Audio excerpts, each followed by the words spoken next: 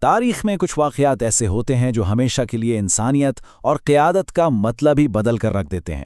آج کے اس تجزیے میں ہم ٹھیک ایسے ہی دو دل کو ہلا دینے والے واقعات کی گہرائی میں اتریں گے۔ یہ صرف ماضی کی کہانیاں نہیں ہیں دوستوں، بلکہ یہ آج کے ہمارے اس تیز ترین معاشرے کے لیے ایک بہت بڑا آئینہ ہے۔ تو چلیے اس سفر کا آغاز کرتے ہیں۔ یہاں سب سے پہلے ایک بہت ہی بنیادی سوال اٹھتا ہے، اصلی انسانیت آخر ہے کیا؟ خاص طور پر تب جب آپ کو کوئی دیکھ نہ رہا ہو۔ کیا ہماری عبادت، ہمارا دین صرف چند طے شدہ رسومات تک محدود ہے، یا اس کا مقصد اس سے کہیں آگے بڑھ کر بے سہاروں اور مظلوموں کے لیے ایک مضبوط سہارا بننا ہے؟ یہ وہ سوال ہے جو اس پوری گفتگو کے دوران ہم سب کے ذہن میں رہنا چاہیے۔ تو آئیے سب سے پہلے چلتے ہیں ایک ایسی عملی مثال کی طرف جو بتاتی ہے کہ حقیقی انصاف عوامی سطح پر کیسا دکھتا ہے۔ ایک دفعہ کا ذکر ہے، تصور کیجئے ایک بھرے ہوئے بازار کا منظر، ہر طرف بھیڑ ہے، شور ہے، لوگ خرید و فروخت میں بری طرح مصروف ہیں، اور اس سب کے بیچ میں راستے کے کنارے ایک انتہائی غریب ضعیف بزرگ بیٹھا لوگوں سے مدد مانگ رہا ہے۔ لیکن حیران کن بات یہ ہے کہ پوری کی پوری بھیڑ اسے مکمل طور پر نظر انداز کر کے گزر رہی ہے۔ سب اپنی دھن میں اتنے مگن ہیں کہ کسی ایک کو بھی اس بے بس انسان کا خیال نہیں آتا۔ اچانک وہاں سے ایک ایسی ہستی کا گزر ہوتا ہے جو اس بے حسی کو برداشت نہیں کر سکتی۔ حضرت علی وہاں رکتے ہیں۔ وہ اس عام بھیڑ کی طرح منہ پھیر کر نہیں گزرتے۔ وہ آگے بڑھتے ہیں، اس بزرگ کے پاس بیٹھتے ہیں اور نہایت پیار سے پوچھتے ہیں، بابا آپ کی یہ حالت کیسے ہوئی؟ بس یہ چھوٹا سا سوال تھا جس نے اس بازار کی خاموش بے حسی کو چیر کر رکھ دیا۔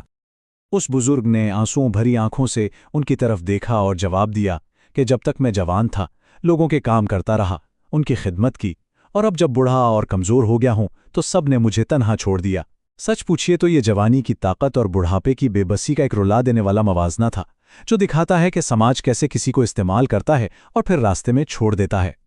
یہ دردناک بات سن کر حضرت علی کی آنکھیں نم ہو گئیں۔ خیر، انہوں نے صرف ہمدردی کے دو بول نہیں بولے، انہوں نے وہاں فوراً ایک عملی قدم اٹھایا۔ انہوں نے وہاں کھڑے کھڑے بیت المال سے اس بزرگ کے لیے ایک مستقل وظیفہ، ایک خرچ مقرر کر دیا، تاکہ اس کا آنے والا وقت ہمیشہ کے لیے محفوظ ہو جائے۔ اسے کہتے ہیں حقیقی نظام انصاف۔ اور پھر انہوں نے اس پورے بازار کی بھیڑ کی طرف مڑ کر ایک ایسی بات کہی جو تاریخ میں ہمیشہ کے لیے محفوظ ہو گئی۔ انہوں نے فرمایا، جب تک یہ جوان تھا تم لوگوں نے اس سے کام لیا، اور جب یہ کمزور ہو گیا تو اسے اکیلا چھوڑ دیا۔ یہ انسانیت نہیں، یہ الفاظ کسی چابک کی طرح تھے جنہوں نے لوگوں کو ان کے اپنے عمل کا آئینہ دکھا دیا۔ ان الفاظ کا اثر جانتے ہیں کیا ہوا؟ اس شور شرابے والے بازار میں ایک دم سے گہرا سناٹا چھا گیا۔ وہاں موجود ہر ایک شخص شرمندہ تھا۔ انہیں اس بات کا احساس ہو چکا تھا کہ انہوں نے اپنا انسانی فرض نبھانے میں کتنی بڑی کوتاہی کی ہے۔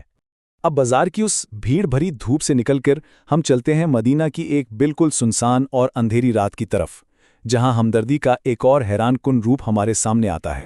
رات کا اندھیرا ہے، اور اس وقت کا سب سے بڑا حاکم خفیہ طور پر گلیوں میں نکلتا ہے۔ ذرا تصور کیجئے، حکمران خود اپنے کندھے پر آٹے اور کھجوروں کی ایک بھاری بوری اٹھائے ہوئے غریبوں کے دروازوں تک جا رہا ہے۔ کسی کو کانوں کان خبر نہیں کہ رات کے اس پہر یہ مدد کرنے والا آخر ہے کون۔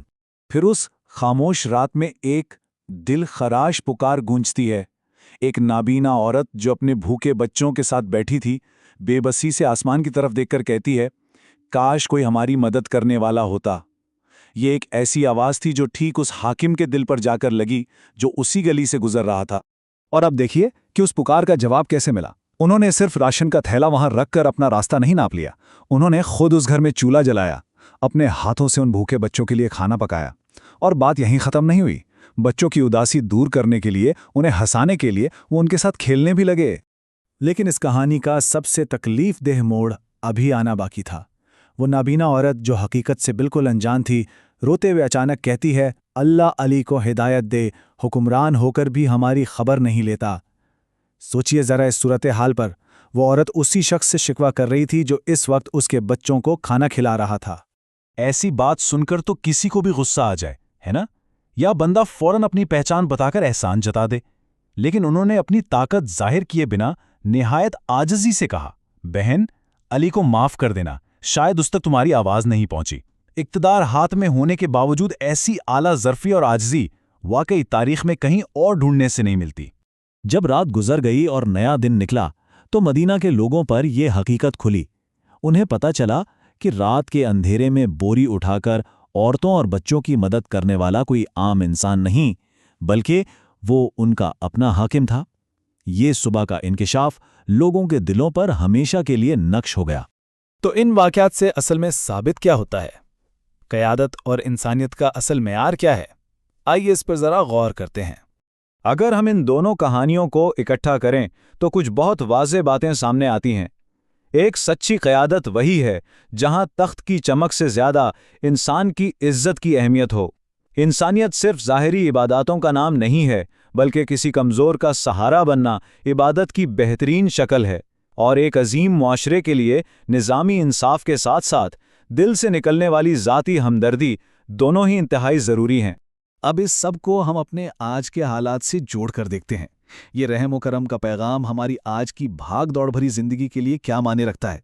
हम सबको अपने आप से ये संजीदा सवाल ज़रूर पूछना चाहिए। आज हम कितने ही ज़रूरतमंद लोगों को नज़रअंदाज कर देते हैं? क्या हम भी बाजार की उस भीड़ का हिस्सा तो नहीं बन गए जो रास्ते में गिरे हुए इंसान को देखकर भी बिल्कुल अनजान बन जाती है? इस पूरी फिक्र में एक इंतहाई खूबसूरत उम्मीद छुपी हुई है।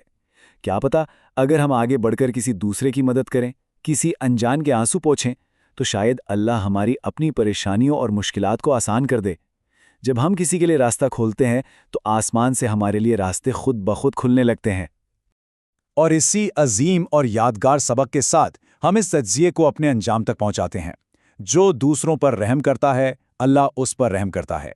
ये सिर्फ चंद अल्फाज नहीं हैं, ये ज़िंदगी गुजारने का एक मुकम्मल उसूल है। तो आज खुद से एक सवाल पूछिए, आज आप आगे बढ़कर किसकी दुनिया बेहतर बनाने वाले हैं?